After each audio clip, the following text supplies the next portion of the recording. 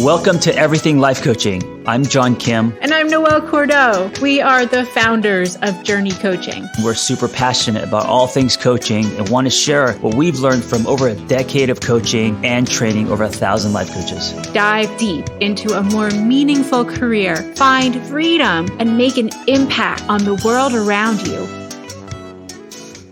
Hi, everyone. It's Noelle here today. Welcome to Everything Life Coaching. We have a special treat today. We're going to be talking with one of my dearest friends, oldest friends, and one of the instructors at JRNI Coaching about the role of intersectionality in coaching, which is such an important topic. So, Dr. Justin Sitron, how are you today? I'm doing great. I'm excited to be here with you. Yay. It's been a long time. And as friends, I'm glad that we get to connect in this space and that I get to share the wonderful bits of you with all of the folks who listen to our podcast each week. So welcome, welcome, welcome. And you know how warm it feels inside of the JRNI community. So I'm excited to extend that feeling here. Awesome. I'm excited to be here and have this chat. Yay. So let's dive in. Please tell me who you are, what you teach for our JRNI Coaching Intensive, and how you are affiliated with our organization, and how do you know me? All right. I might need a refresher of some of those Okay. things if I don't get to them all. I'm Justin Sitron. My pronouns are he, him, and él. I'm a bilingual English and Spanish human being. I am an intercultural sexologist and sexuality and relationships coach and educator. I am also an associate professor at Widener University in human sexuality studies. And the center of my work is culturally responsive practice in the sexuality space. Most of what I do is coaching and education. And so teaching people how to both include sexuality as part of their practice, because lots of psychologists, social workers, doctors, nurses, police officers, firefighters don't all know that sexuality is actually a part of what they do. And so I work with them to understand first how to put sexuality as part of their practice, and then also how to respond to the diversity of their clientele, whoever it is that they work with, and to respond in ways that center the culture of the people they're serving. So that's kind of like what I do. I also do some research and program development. Most of that work is community-based participatory research. So really focusing on letting the community that we're working with tell us what their problems are and what questions they have that they want to answer. And then us bringing our academic and professional skills to the table to help them solve those problems. And then once we know the answers, we work together to implement new programs, design new research based on the new answers we have. But really the idea is that we lift up people's everyday lives and not, exploit or use research participants for our own academic or professional gains, because there's been a lot of harm done over the years to people's sexuality, gender, overall health by institutions like medicine and education. And so I see a lot of my work in my career to be about helping be part of the community that turns the path we're on to one that is much more community-centered. That's so awesome. Ben, thank you for sharing all that. I have so many questions. And one word that I want to stay with as we truck along is culturally responsive. So being culturally responsive is one of the things that is super important in the world of coaching. And that's one of the things that you do for our organization. So let's dive in. Part 2 of that question. What do you teach at JRNI and how do you know me? So I know the wonderful Noelle Cordeau from working at the university together. So Noelle used to work in our alumni division. Believe it or not, one year we were having a homecoming event and Noelle and I ended up having a debrief after the event about life. And I think we connected about being both divorced people. And I was kind of in the midst of going through a divorce. And I believe some tears were shed and the birth of a friendship happened. It's one of those like soul to soul moments where you realize that the person you need right now is in fact right in front of you that you did not know had what they had to offer. And so I think that was it. And then it was a lot of coffee, a lot of walks, a lot of visits to each other's offices. And we also got to work together, which was pretty freaking fantastic. And then it turned into like the friendship that it has been for many teens of years. Many teens We're of like an years. adolescent in our relationship, Noelle. It's true. It's true. And part of that work was getting to work together. Was I ultimately went on to pursue human sexuality through master's, and then applied and got into the PhD program. You were my professor and advisor for a little while. Yeah, and I think JRNI was in its infancy as just an idea in some of those years, and we kind of had lots of talks about the work that I do around program development, the desire you had to help make the world a better place, and that just made us like even more friends, because we were friends already professionally and personally, and then it was like friends in the next leg of our life together. And honestly, your starting JRNI and working on the projects that we worked on together between Widener and JRNI really led me to realize that like this whole coaching thing is actually something that I really wanted to do, because I had been trained in sex therapy and counseling in graduate school, and I liked the work. I didn't really like the model that therapy or counseling rely on to do the work, because it is very like pathology oriented and very diagnosis focused. And coaching is really different. Coaching is active. Coaching is engaging. Coaching is client centered. Coaching is about goals and achieving those goals together. It's about transparency and togetherness. And so, after a few years watching JRNI happen, this last year when I kind of hit my rock bottom with work, I was like, you know what? I think this is in me, and I think this is what I want to do. And ever since I turned that corner, I'm just happier. I feel like my life's mission is more centered around who I am as a human being, which we can talk about in a little while, about like who I am other than professionally. And I just get so much out of teaching, so much out of working with my coaching clients, because it's about community and togetherness, which I think is so much about who I am as a person. So, it was what do you teach for our certification program? Oh yeah, I teach Intro to Intersectionality. And in the course, we cover what intersectionality is, how it shows up in the coaching environment, the skills we need to use to work from a place of intersectionality, and understanding the way that intersectionality happens for our clients and for us and between us, and talking about how we develop our own intuition and self-awareness to better understand the biases we have, the perspective we have, and how that might be a strength in the work that we do as coaches, but also how it might limit some of what we do, because sometimes our perspective is limiting. Absolutely. There were two things in there that I wanted to highlight that I think need a little bit more explanation for folks who might not understand. So, one of the things that John and I talk about often on the podcast is the difference between coaching and therapy, because John is a therapist. And one of the things that you mentioned was the medical model and the word pathologize. And that would be a great opportunity to really break this down in terms of why you might be moving away from a model that's based on pathology, and what you see as the future, turning towards a more action-oriented, inclusive model.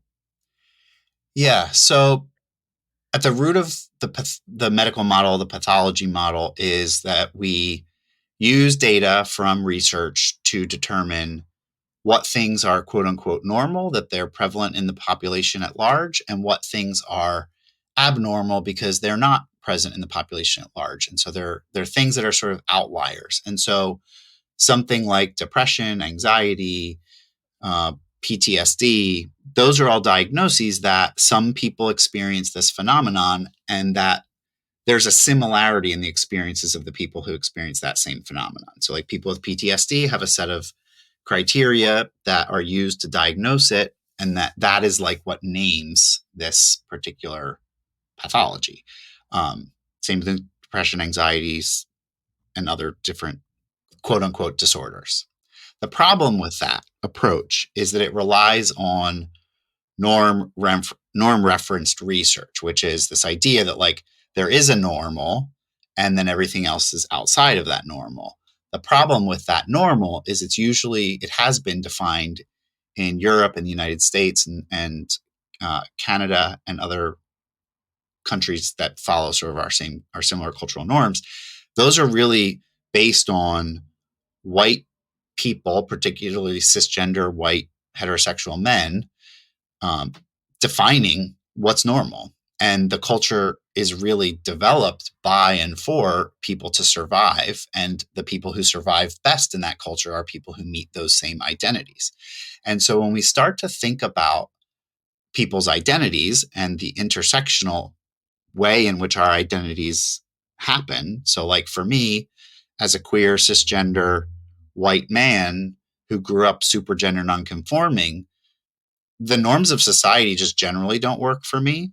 And so the struggles that I have, while they may be different than the quote unquote norm, the experiences I have are very similar to most people who have had my experience.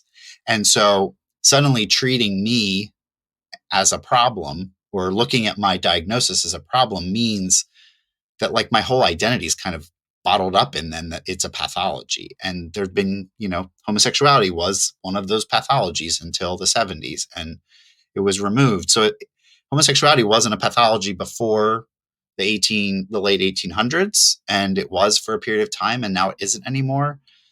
But it's just one of those things like people who experience racism, especially here in the United States, people of color and Black folks especially, like they're very similar to one another in ways because of their shared experience of racism. So the fact that they experience depression or anxiety or PTSD is actually because society has created an environment where one kind of is anxious if they survive, is depressed if they're survived. And the reality is they also have a ton of strengths, beautiful traits and characteristics, qualities, perspectives of the world that the dominant culture doesn't necessarily always see or value. But if we were to develop a whole guidebook of quote unquote pathologies and the only people we looked at were people of a similar population, we might just start to see that the pathologies are actually different. And so the whole point of coaching is not to diagnose someone, but to see their journey, to see where they're going, to understand the obstacles or challenges that they're facing in getting there, and then to partner together to build the skills, the beliefs, the knowledge, and the self-awareness they need so that they can be their best self. And that's what I like about coaching, because I also get to show up and people are drawn to their coaches and coaches are excited and get drawn to their clients because we join together to work together rather than what we often think about as therapy or counseling, which is this like quote unquote objective therapist or counselor. And there's been a lot of people challenging that model and saying like there's never objectivity, everything's subjective. But a lot of those training programs that train folks to be counselors and therapists really rely on this idea that like the therapist is neutral, the therapist doesn't bring themselves into the room. We're there to identify the problem in our client and then treat that with a variety of different therapeutic techniques, which often work. But sometimes, even though they work, the experience that the client goes through is one that they sometimes experience shame, they sometimes feel re-stigmatized, and they don't necessarily always feel like their entire identity gets to show up. And so in the Intro to Intersectionality course, a lot of what we're doing is helping coaches see how they can create space for their clients to show all the way up, for them to think about as the coach, how do I show all the way up? What parts of me are in my way? What parts of me are strengths?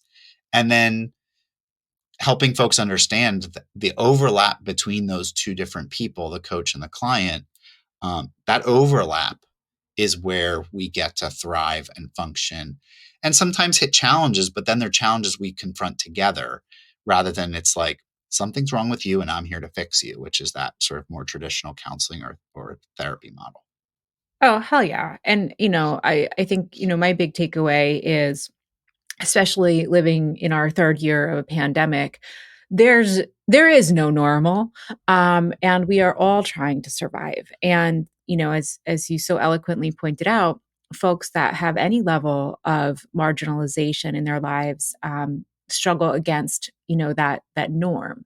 Another piece that I think needs a little bit of explanation is the word intersectionality itself.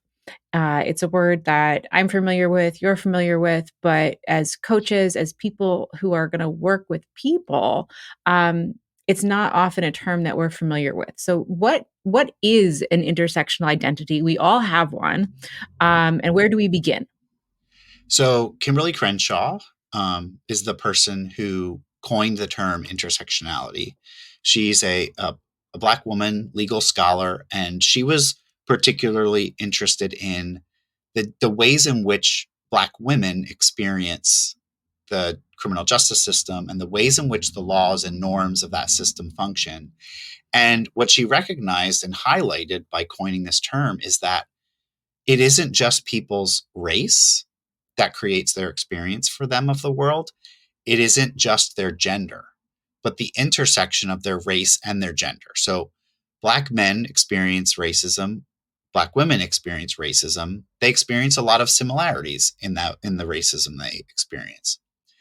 Women experience sexism, men experience privilege around their gender, but the way sexism and privilege show up for people who also experience racism is different than, for example, what I might experience as a white man in the world, because my whiteness gives me access to privilege, and my manness or my masculinity or my male identity also gives me privilege. So it's like I've got two privileges working for me.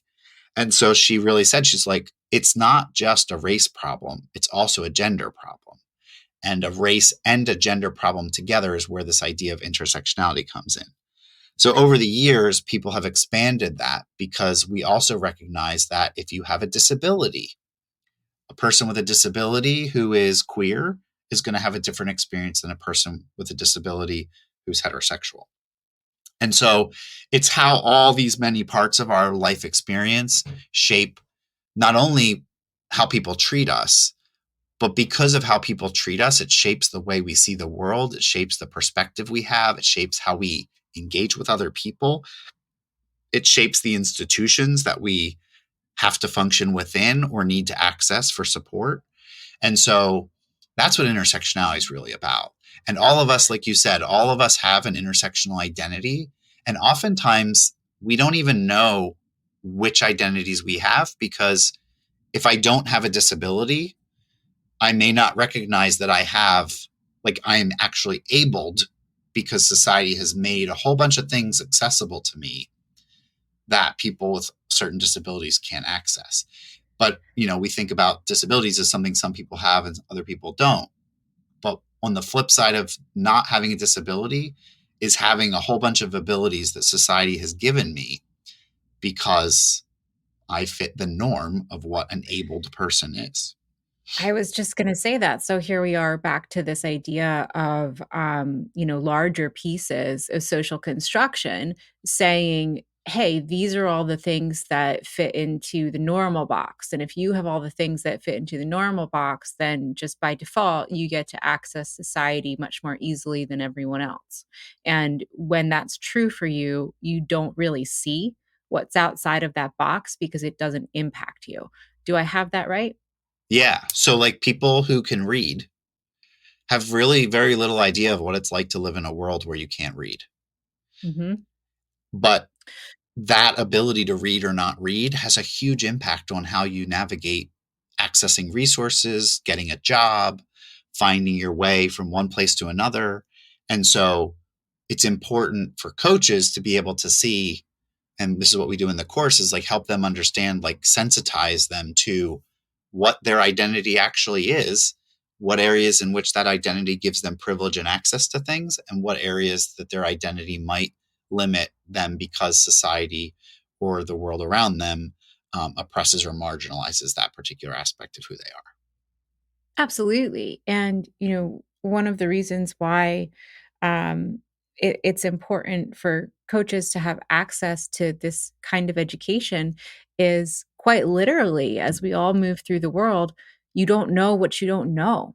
And unless you have exposure to the lived experience outside of your box, you would never know what's going on for someone else or never know why and how it's important to make those considerations within a helping relationship. So, for you personally, how did you first get started in this work? What drew you to it? How did I first get drawn to this? Well, how long do we have? Well, I mean, I wanna pull you, the human, into it, and Yeah. so, and I'm drawn to this work for some similar reasons, so let's get into it. Yeah. So it's funny. I said once to my family that they created opportunities and supported me in ways that developed me to be who I am. And my mother Right. said, "Oh no, Justin, we did not shape this. Like you came out this way. Like you were this kid who always asked why, who was curious, who was interested, who asked big questions." One of the ones she tells me I asked, we were driving by, I was little, I was like in a car seat. And she said, we were driving by a cemetery and I asked what it was. And she said, that's a cemetery. And I asked, what's that? And she explained it's where people get buried when they die. And I was like, why do you bury people when they die? She was Great like, I don't question. know. But it's one of those big questions that I don't know. I had the curiosity to ask. So, like, some of it I will start by saying is like, because I think it's just who I am. I think I'm a curious person. I think I am truly fascinated and wowed by the world around me. Like, I look at nature as one of my happy places because I think it's truly magical that, like, it all happens and that it all works together in this like ecological system. I think that that's fascinating. And I think humans are also ecological actors. Like we exist in the world just like any other um, organism. And we've evolved for a whole variety of reasons the way we have, but like it all works together. So I think part of it is like my worldview is such that I see the world that way. The other part of it is I grew up in a family. My mom was raised Catholic. My dad was raised Jewish, very traditional Catholic and Jewish families. And they met in this late 60s, early 70s through their joint mutual friends. Like my mom's best friend and my dad's best friend were siblings. And so they kind of connected that way. And when they decided to date and get married, their parents, both on both sides, really struggled to accept that a Jew was marrying a Gentile and that a Catholic was marrying a Jew. Like they both, I'm using the language of their two families. They both really struggled and put a whole bunch of expectations on my parents. And my parents were like, we're getting married. Like, this is not a can we get married? This is we are getting married because we love each other and we want to be together. And they got married in my mom's family's living room because they couldn't do it in a church and they couldn't do it in a synagogue. And then I was born a few years later as a surprise. And both of the families responded to the firstborn male in their family, and firstborn male in a Catholic family, firstborn male in a Jewish family are both a big deal. And I was not named in a synagogue. I was not baptized in a church. And both sets of my grandparents were very much like, we're going to raise you to teach you this stuff. But the beauty of it for me is that I got to learn about faith from people who are passionate about their faiths. And in a way that like I was able to contrast them because they just kind of told me what things were from their perspective. And then I made sense of it. And if I would ever ask my parents, like, I don't understand how Jesus came back to life. And I don't understand why we leave the door open for Elijah at Passover. Like my family would just explain it to me matter of fact. And they would always say something along the lines of like, some people believe this, some people believe that. And so I think that was also a part of just shaping that like people see things differently. And then in high school, so I grew up in rural Pennsylvania, about an hour northwest of Philadelphia, which now is actually like a McMansion industrial park suburb. But back then in the 70s and 80s, it was like rural farmland.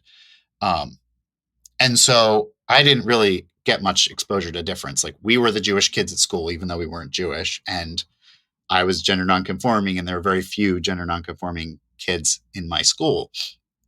And when I started to grow up and faced a lot of bullying and harassment, like my family just always supported me for who I was.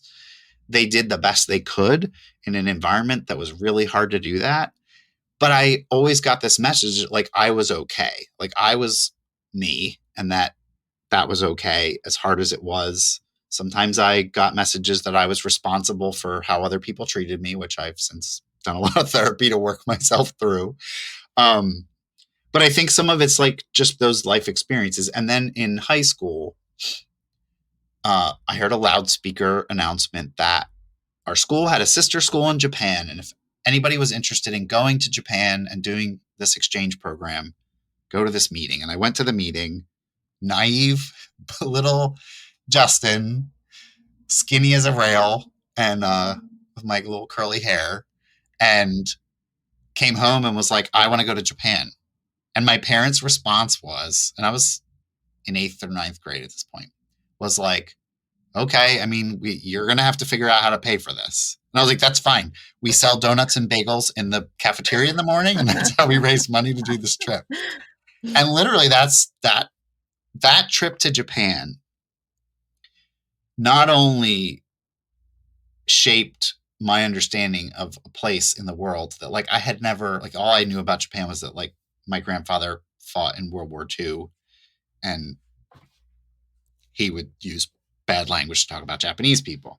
But I was interested, and I went, and I was the only boy that went. It was an all-girls school in Japan. The girls were fascinated by my hair, by my eyes, that I was a boy. And I felt this sense of otherness. And it was weird, but it also felt like it's like, again, like it's just part of the human experience that like we see new things and we're curious about them. And that was new for me as a cisgender white man. And I didn't know I was gay yet, but they used to say like, are you gay? I didn't know. I learned the word for gay in Japanese when I didn't even know I was gay yet. And then anyway, so that really informed a lot of things. And then I ended up learning Spanish in 8th grade. And I just loved learning Spanish. And I became a Spanish teacher. And people often ask me, like, why did you learn Spanish? And because I needed to pick a language. That was the first reason. But the second reason was because once I started learning the language and could communicate with other people and read books and things in other languages, I started to learn about all these different parts of the world and points of view that I would never have had access to. And that's the thing I think that I love most about being bilingual, is that not only do I get to speak a language that a lot of people speak and communicate with them, but I get to see the world through their eyes in their language. And that just, like, I can't get enough of that. And then queerness, and then sexuality, and like all the things that I have done since then. But I think like a lot of those are the building blocks of my like human experience that led me here. Awesome. Yeah. Yeah. Thank you, first of all. And I love that deeply personal window, into your life. If we had many more hours, I have a million questions. And I think, what we talked about earlier, just the depth of this field, this space, this niche, we're only scratching the surface in terms of what we're talking about now. You only scratch the surface in terms of what you orient our students to so that they have enough ethically in order to function as coaches. And there are folks who do the work that you do in really taking this out into the world and helping others wrap their heads and hearts and minds and organizations and lives around it. So, last question, what would you tell coaches who are looking to specialize in this and who are looking at the world today and saying, damn, I need to get out there? looking to specialize in intersectional work. Yeah, cultural competency, cultural responsiveness, kind of becoming another Justin. Well, the world doesn't need another me, but it needs a lot of people who care about the things I care about. So, cultural responsiveness, you had asked earlier what that means. And basically, what it means is to respond to the way somebody else sees the world. So, if somebody else sees the world through the lens of relationships, then me giving them a task oriented way of thinking about a problem or a challenge is just not going to work for them because they don't.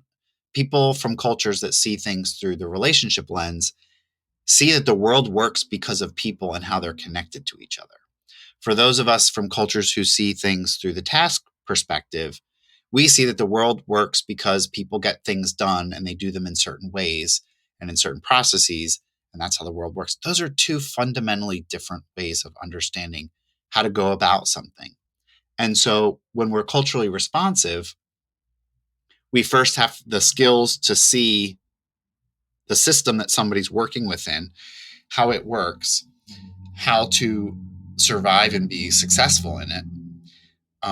And then when we respond to it, what we're doing is then we give people the skills that will work in that context. Because if I tell somebody, you just have to use this, and this is in the sexuality education world, we do this with condom education a lot, where we're like, a condom will work if you put it on like this and you use it every time. But if I'm talking to someone who doesn't actually make their own decisions about contraception or birth control, or who has a relationship with someone where a condom would come across as threatening, the task oriented, like the process of using a condom, is not going to work for them. We need to teach them ways to think about and talk about condoms in the context of relationships, the ways in which they're positive, the ways in which they're negative, some of the challenges people have with them, how we can make using a condom something that the relationship chooses to do together, that strengthens the relationship. Like that, those are the differences. And so cultural responsiveness is about having the skills to understand culture and then teaching people the skills to respond to it. If people want to Absolutely. if coaches want to be culturally responsive practitioners and want to kind of specialize in that, there's a lot of people in the world who need support because they're in interracial or intercultural relationships, because they do work. And now we see this more and more. People are doing work with teams that are based all over the world. And so teaching a group of people who are based out of Minneapolis to work with a group of people who are based out of Bangladesh, like those are two very different cultural systems. And if those two things have to work together, then we need to teach the people how to work across cultures, within their own cultures, and understand those dynamics. So, like, there is a ton of applications for culturally responsive coaching. The other thing is, even within a culture, so like within the culture of the United States or within the culture of queerness, there's such diversity. And one of the things that people sometimes miss when they're working with people they perceive to be similar to them is they miss the diversity that's there because they're Mhm. so joined by like a camaraderie and a togetherness and a similarity. But when we do that, it's great. And there's a lot of really good reasons to do that. But if we miss a really essential key difference, we're going to miss a real opportunity to be supportive or encouraging or challenging with our clients. And so part of why culturally responsive practice and intersectionality are so essential for all coaches is because it's everywhere. Um, Yeah, yeah. you're right. It is everywhere. And, I think when we really niche it down, when you really come to work with people, and what I love about coaching is that coach goes into a situation assuming that they don't have any of the answers, but they do have questions. And so if someone's in front of me and I need to understand the context, the way that they see things, the lens through which they see things, then I can help them become more effective in their own lives. Yeah, exactly. And intersectionality can also be a tool that our clients walk away with, but then it helps improve their lives and the Yeah. whatever is the thing that they're coming to coaching for.